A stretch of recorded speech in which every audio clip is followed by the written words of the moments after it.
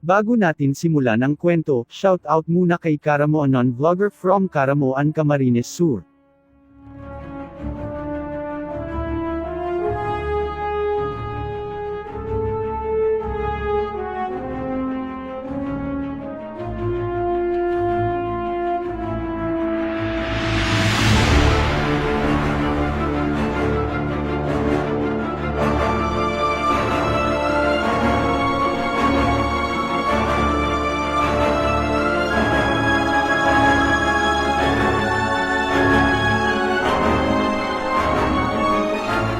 Isa sa nakita kong Japanese treasure map ay ang isang isla sa Karamoan na dala-dala rin ni Colonel Hiroto.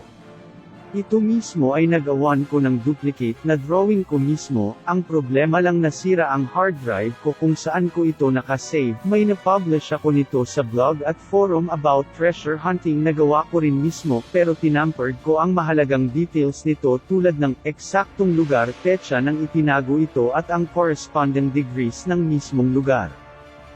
Hindi ko napuntahan ng personal ang site pero nahanap ko ang taong nakasama ni M nang puntahan nila ito. Si M ay nabanggit ko sa part 2 ng kwento natin, siya ang kasama ni Colonel Hiroto nang bumalik dito sa Pilipinas. Ang impormasyon kay M ay galing sa malapit kong kaibigan, na sa hindi inaasahang pagkakataon ay nabanggit naman ng isang naging kaibigan ko na treasure hunter.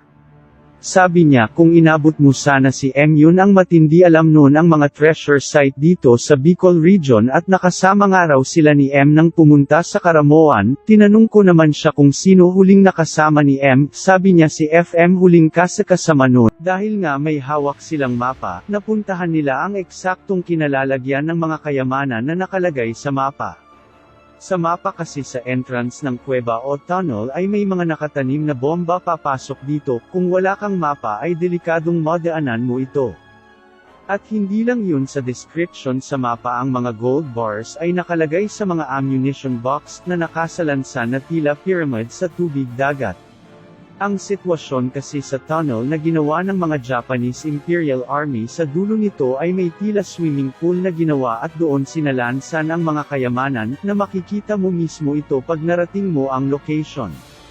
Sang-ayon nga kay FM gumuho na ang pako sa lansa nito sa tubig ay nakalabas na ang ilang piraso ng barang ginto. Kaya nakakaduda ang mga foreigner na dumadayo sa Karamoan, base sa experience at research ko malaki ang interes ng mga dayuhan sa mga tagong kayamanan ng Japanese Imperial Army.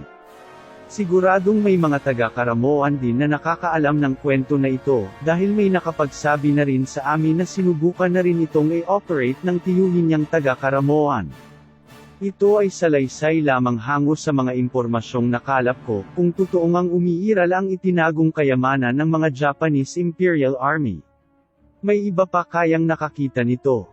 O di kaya'y nakuha na ito. Hanggang dito na muna po mga kalakbay, kung may kwento kayong nais na ibahagi feel free to message sa Lakbay Tuklas Bicol Facebook page. Diyos mabalos po.